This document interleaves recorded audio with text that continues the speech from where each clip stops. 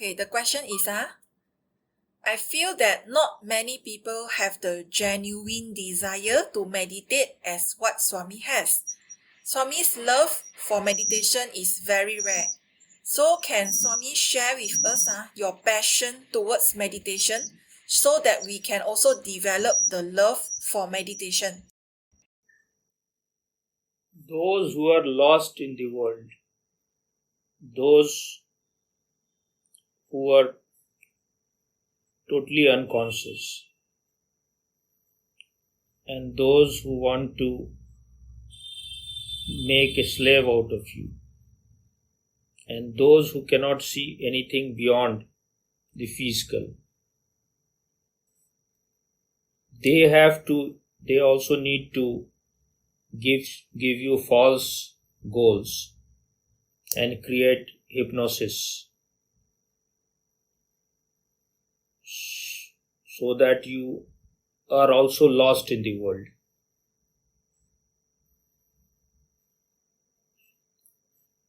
They have to give you these kind of false goals, that money is the ultimate goal, power is the ultimate goal,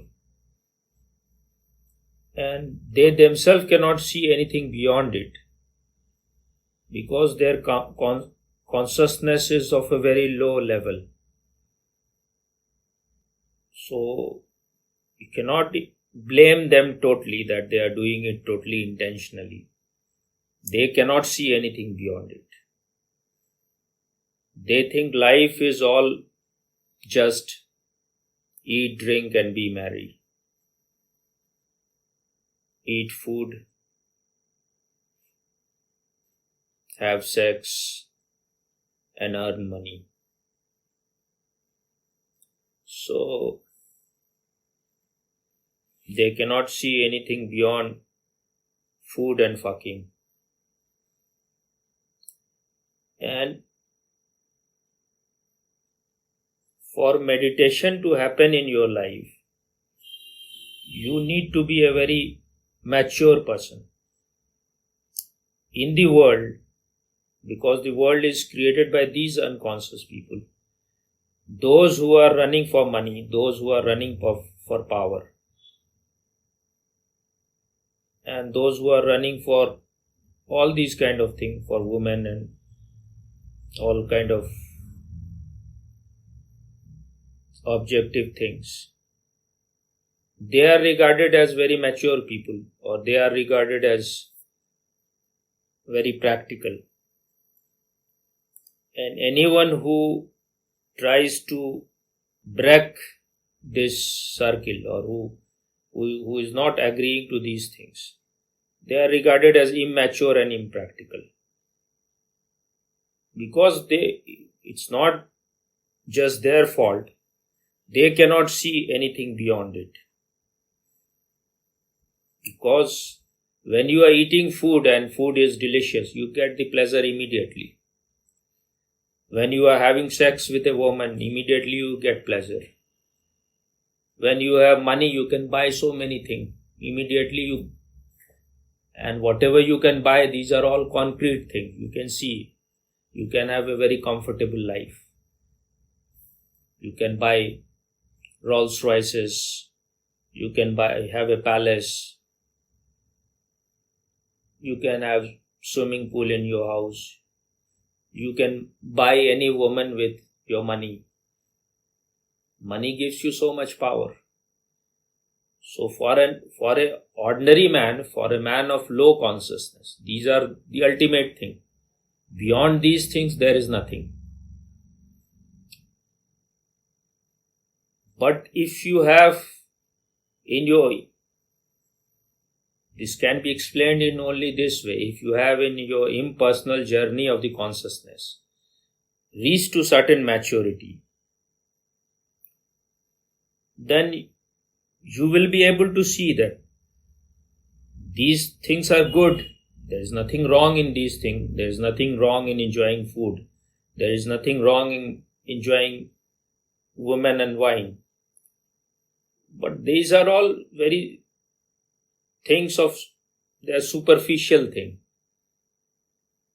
if you have not enjoyed these things, then it will look like elixir. It will look like that this is something, the ultimate thing. But once you have all those things, and if you have certain intelligence, then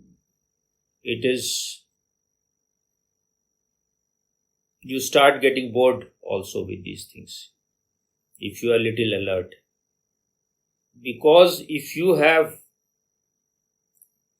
some intelligence and awareness, you can also see that in whatever things there is pleasure, there is pain also in the same thing. Pain is the other side of the coin of pleasure. The more you indulge in pleasure, the more pain also you are inviting.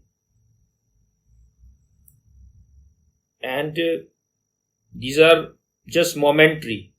You eat a good food, you enjoy it for a while, then after some time it is all gone.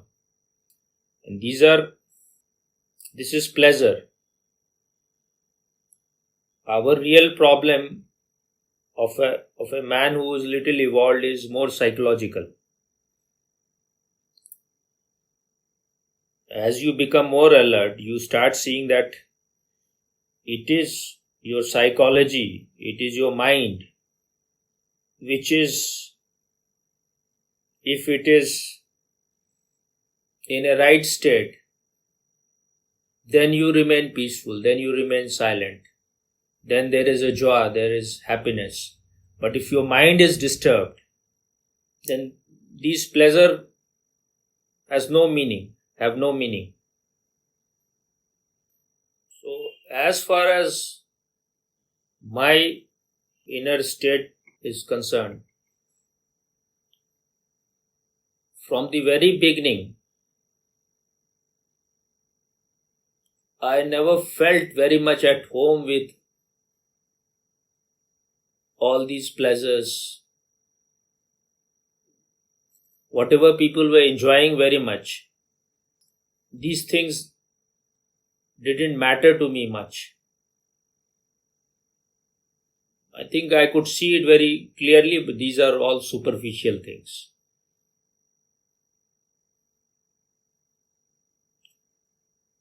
If you see people who are of very low consciousness, even when they go to parties, they are invited to parties and they go on eating whatever it is, fish and chicken and all those sweets and ice cream. They feel that as if they have become enlightened or something. For me, I could see that these are just very nothing much. It is, you eat, you get some pleasure for a while, but same pleasure, if you overeat, will turn into pain. And from the very beginning, I was never interested in money. I think because of my past experience of my past lives, I was different from the very beginning. Whenever I was alone, I was very mystified by this world. That from where all these things have arisen. What is the source of all those things? This is a miraculous world, from where all these things have come. And just contemplating on those things, I will be lost. And my ego will disappear for a while. For a while I will be just gone, nothing, and then the ego will come back. And also from the very beginning, when I was living with my father, when I was about 5-6 year old or 7-8 year old, whatever. So I will be going, because he was working in a sugar factory. So every week he will be going to a city to buy things for sugar factories. So while returning back, it will be night time. So I would close my eyes and it will be kind of meditation or prayer, whatever. I was not asking anything to God, but I didn't know at that time that this is meditation. But I will enjoy keeping my eyes closed throughout the return journey. It will be about 2-3 hours. So I was from the very beginning and a more introvert person than most of the people. And all around me, I will see people are not like me. I was more innocent than most of these people. Their goal was money. They were clever, cunning. They were manipulating. And I was not like them. So I was from the very beginning an outsider. And as I grew older, then as the ego is created because the whole society works in that way, that you start getting more and more identified with your body-mind mechanism,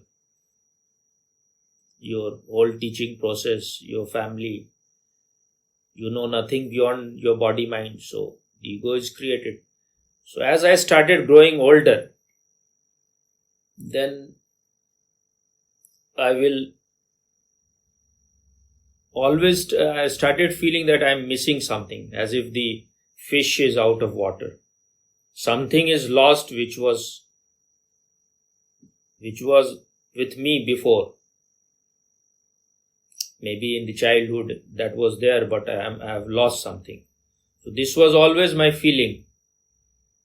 And whenever I will be talking with my friends, and if they are not giving you much attention, then something within you gets hurt. But then I will see why I am getting hurt. So I could see the arrow of the ego piercing me.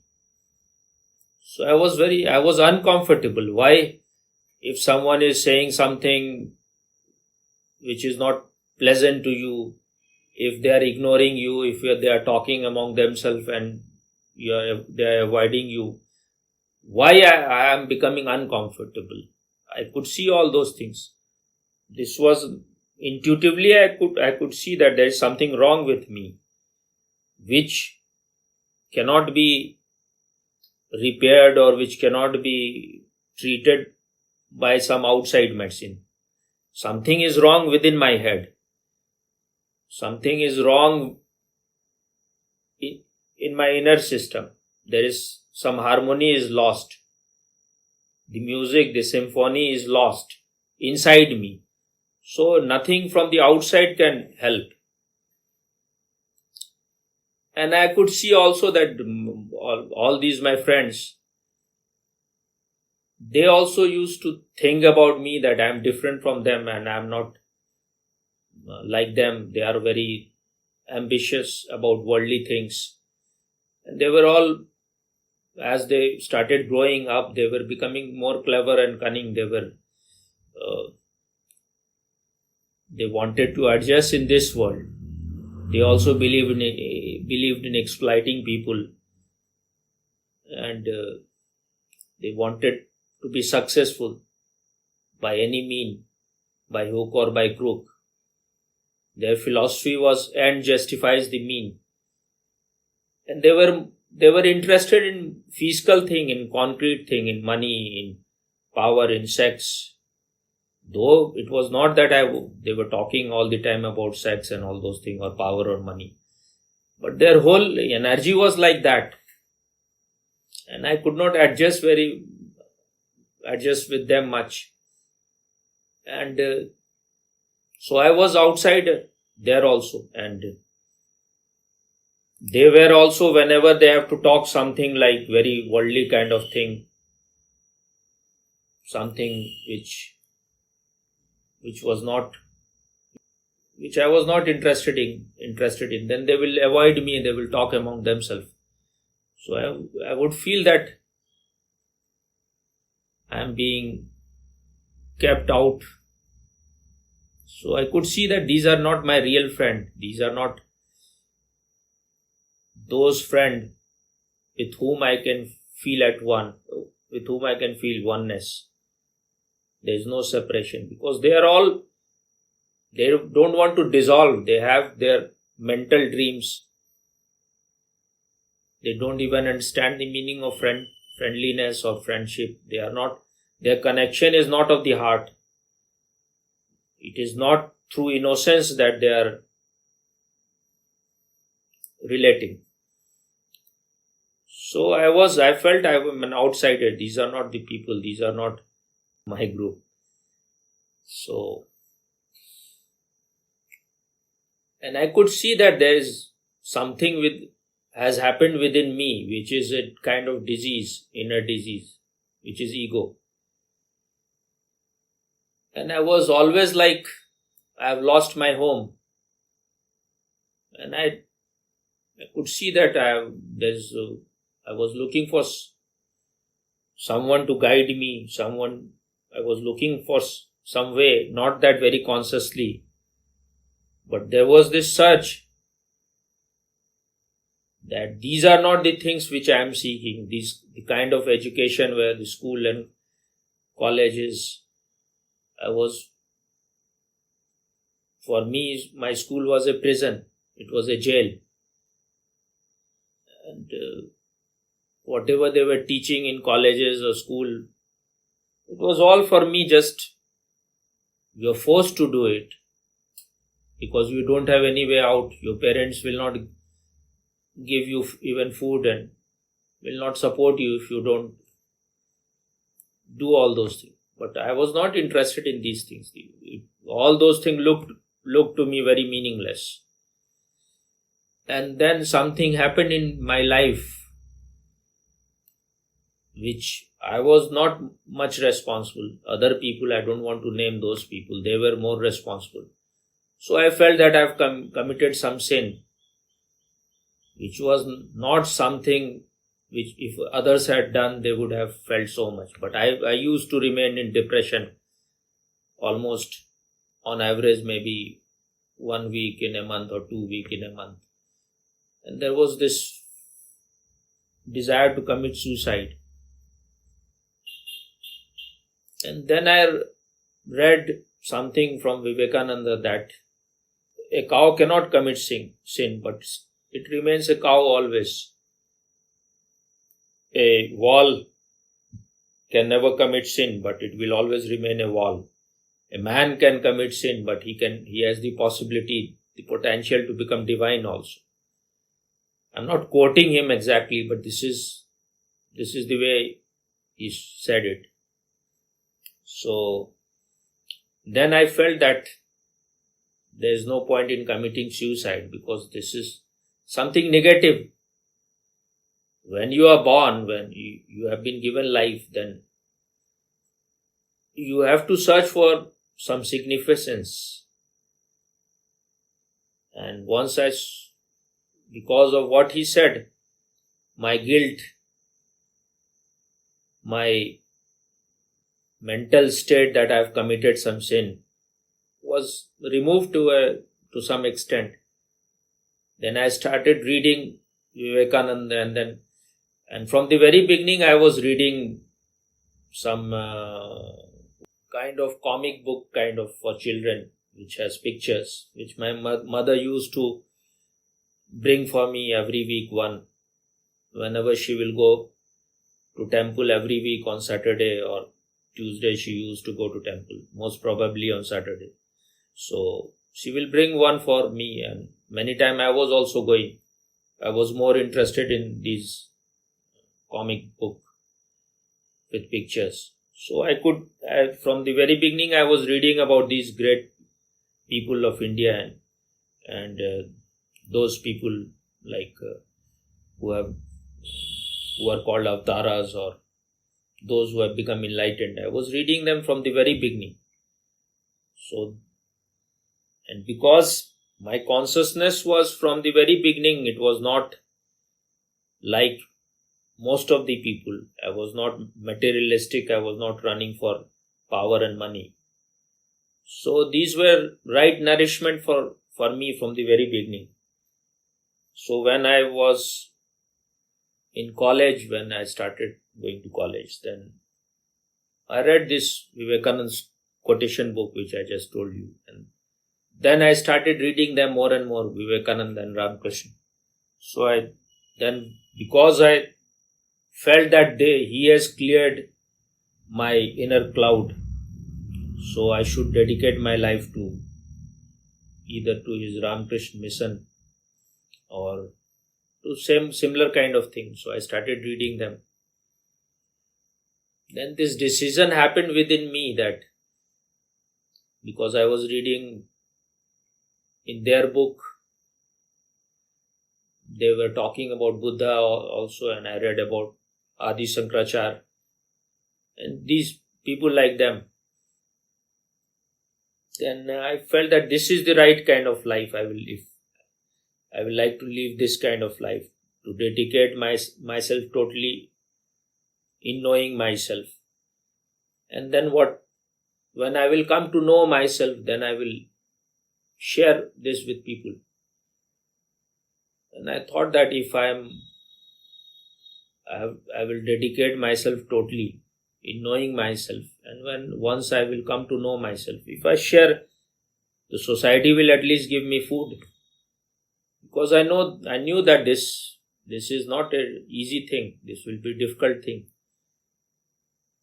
So, but I didn't know what it is exactly, but I knew that it will take, because my life is totally already programmed and conditioned, and there is so much unconscious. So I knew that there is a big jungle with all kind of ferocious animals. Until and unless I go out of this jungle, there will be no salvation. There will be no light, inner light. So I could feel that it will be I will need to dedicate my whole energy for it. And there is no guarantee it will happen in this life. It may take 10 life, 20 life, whatever. But I felt that this is the right thing. So in this way, my search started. It's not that I should say that started. It was from the very beginning. The search was there. And as you said that, what was your question? That not many people have the genuine desire to meditate as what Swami has. Swami's love for meditation is very rare. Okay.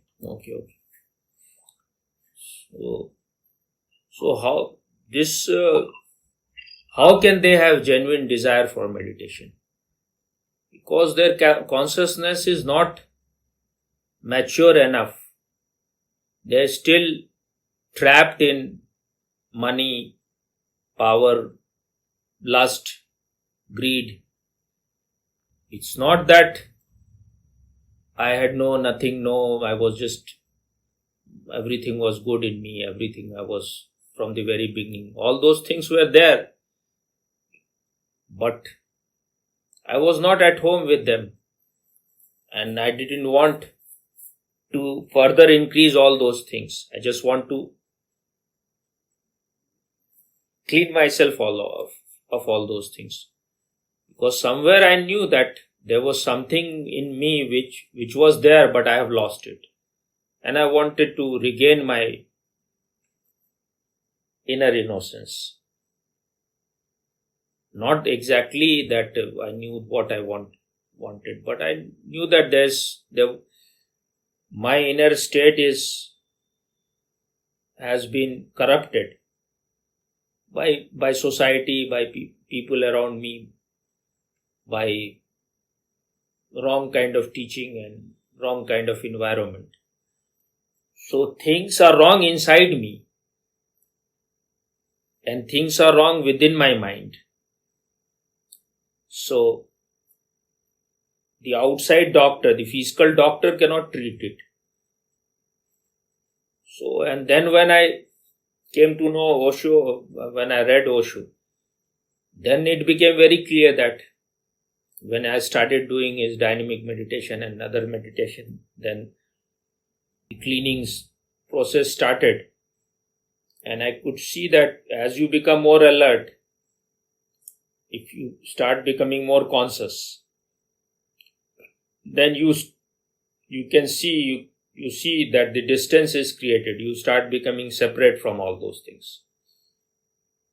But as your inner state start becoming little cleaner, you want, if the thirst is genuine, then there will be a burning desire to know more, to make it cleaner and more cleaner.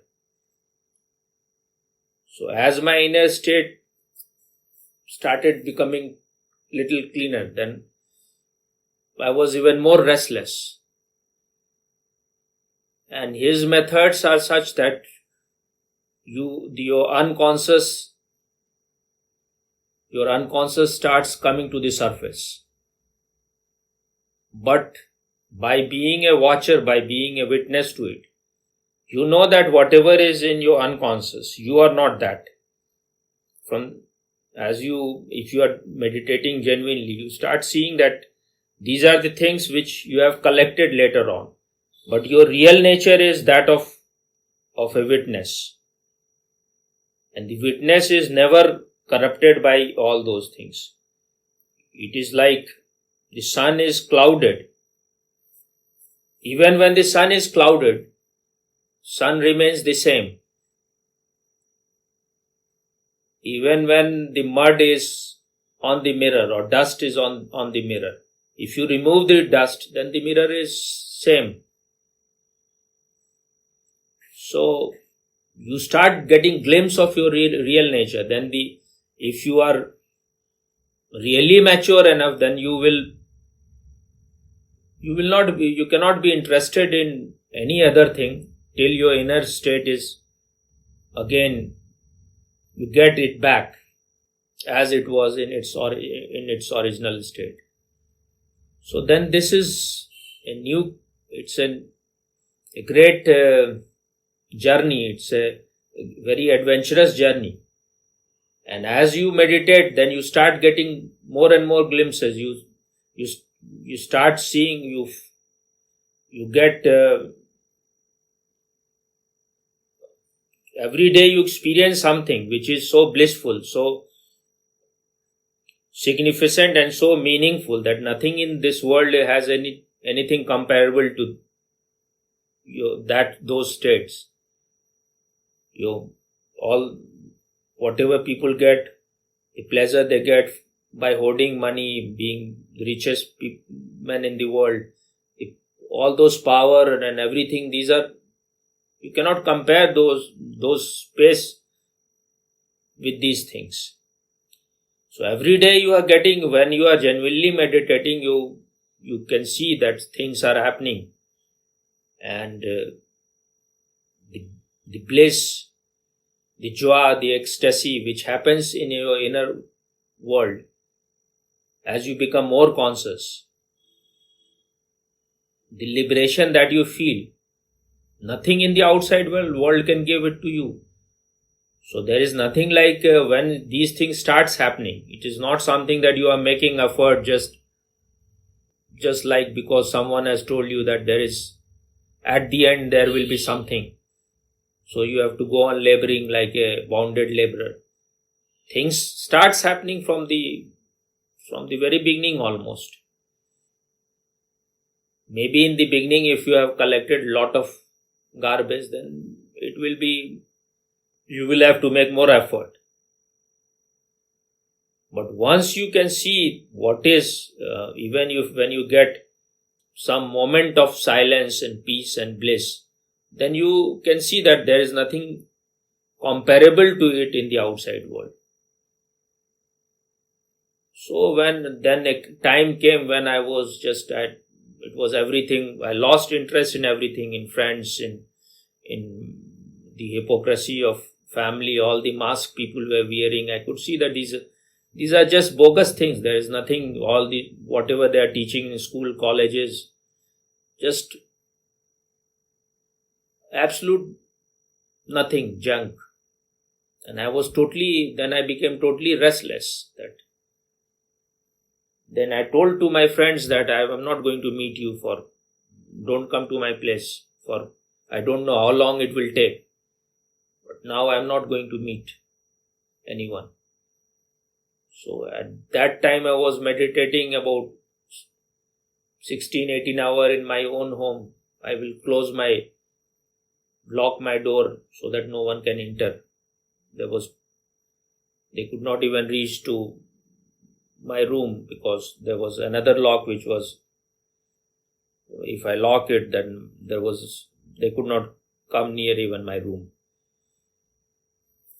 So I will be just in the morning take tea and then meditate for many hours, and at about 3-4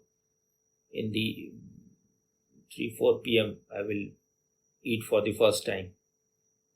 And then I will walk for a while in my roof, and then I will again go back to meditate. It was kind of a very arduous effort which I made at that time. And then there was a prayer within me to Osho. I will say that inside that I need some master. So because I don't know, maybe whatever I am doing may not be the right way. So I may go mad also. But so many things were happening at that time while I was meditating in my home. One day it looked like as if I have become enlightened. Because there was no desire, nothing. I just felt that I have reached. I am not going to share the whole details at present. But then one day I got the news that there is going to be a meditation camp in a place called Rajgir, where Buddha used to meditate, and it will be 10 days meditation camp. Everything, residence, you have to live there. So then I felt that existence has finally listened to my prayer, and those 10 days just changed my life forever. In those 10 days I was not in this world, and then in all his camps because we don't know any better word, those camps were for me like I was in heaven. But it was not for everyone. They may be enjoying it, but it all depends on your inner thirst. If the thirst is not there, and thirst it is not something which other can inject on you. It is something inner. So all the time in my meditation camp, I was just like, my master used to say that it's like he has not find his right seat, so he is restless. And he wants to find that which he has lost. Until he will find it, he will be in a restless state. The first time when he saw me and I told him about some of my experiences, he said that you have experiences from your past life. So it is not, if people have not got genuine desire for meditation, that means that their consciousness is not mature enough. If they are still interested only in money, in women and eating food, that means they are very childish. They are mustache baby. They cannot see anything beyond it. Because they don't know the joy of being conscious. They don't know the ecstasy of reaching to your center. If you may have everything of the world, but if your inner space is not of silence, not of peace, not of bliss, not of joy, not of ecstasy, These are all meaningless things. These things are just collecting around you. But what is the real thing is your inner state. So if it is not clear to people, that means they are not mature. That's why in India, our West has developed this IQ test, intelligence quotient. So they have certain measurement for it. In India, only those people were called intelligent. The more earlier you awake, the more earlier you turn inward, or more earlier you come to know yourself, the more intelligent you are. The more you are lost in the outside world, more you are lost in money, women and food and all those things, you are a stupid person. And it is very clear these people are stupid. If you think just by eating good food, this is the meaning of life, you are a complete idiot. If just the whole day you are indulging in sex, this is not being anything above animals. Or if you are running for power, you want to subdue other, you want to crush other. This is a sign of very low level consciousness. If you are a man of little refinement, or if you are a man who's little evolved, you will be interested in poetry, in music, in science. And spirituality is still something which is of higher realm. That is the ultimate thing. That's why it is said, that's why Osho says that meditation is the last luxury. It is a luxury. It is not something which is like your need. These are your essential needs like food, water, sex. You cannot remain without it. You can exist very easily without meditation. But that existence is not anything beyond animals. You are still an animal. So, my interest in meditation was there because it was real. It was not something I could see, though it was not 100% clear, but I could see that your inner is far more important than anything you collect from outside. Because you are you.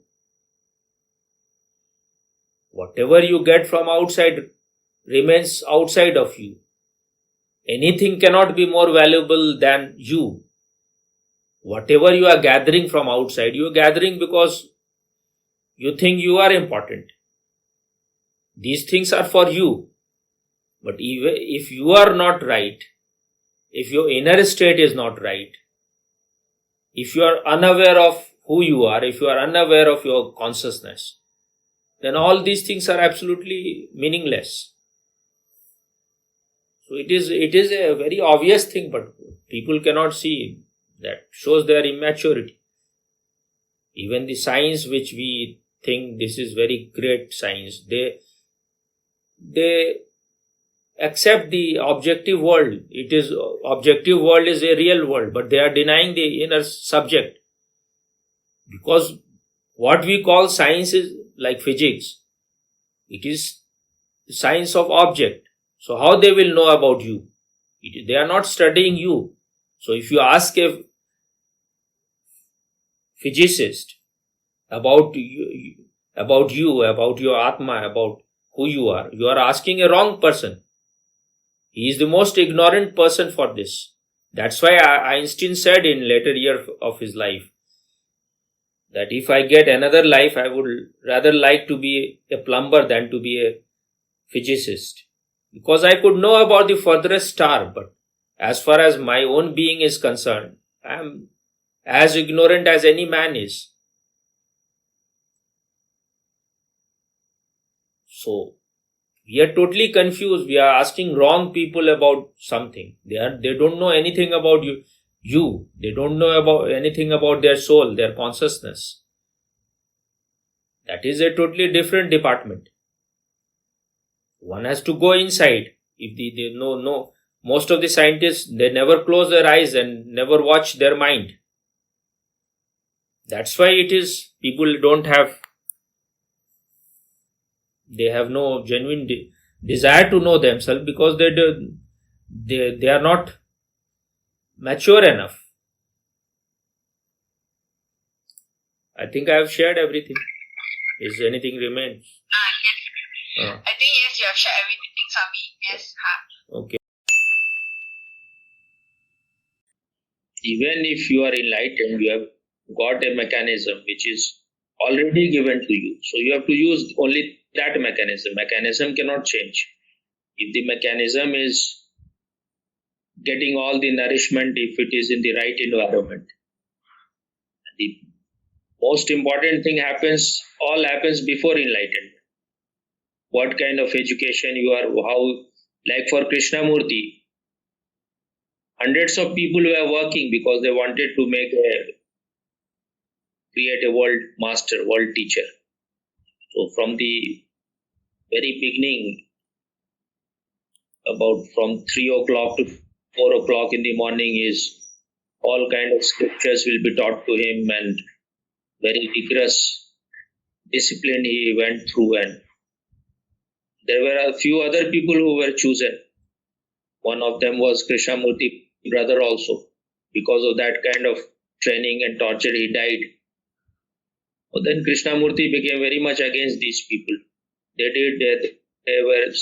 One of them was homosexual also, so they tried to exploit him also. So then he became very much against gurus, but they were not real masters. They were just ambitious people. They wanted to make a world master, world teacher, and they had other, because West, whatever they do, it is always impure. So even if they want to make a world teacher or world master, through that also they will earn money, because they created an organization in his name, collecting fund from all over the world. The first thing Krishnamurti did, the day when he has to declare that I am the world teacher you were waiting for, he dissolved that organization. He said, no one can give you truth. Truth is a pathless journey. It is like a bird's flight in the sky. Whenever it flies, it is not creating any footprint that you can walk on that path. Everyone has to grow up in darkness and find his own way. So I'm nobody's teacher. It dissolved this organization. So I feel that Krishnamurti is one of the most genuine people in the world, especially in modern time, because in the past there may be many people who are very genuine, but nowadays everyone is, not that there are no genuine people, even now there are people, but they are very few, because it is difficult to be genuine in this world where only lies work. If you are genuine, you will be alone. If you want to be alone and you are not interested in crowd following you, then only if you have this much guts. And otherwise most of the people fall prey to the trap of this world.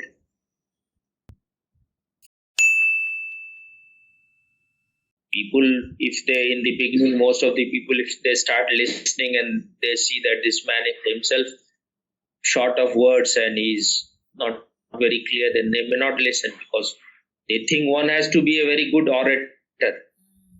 What has oratory to do with knowing yourself? It has nothing at all to do with.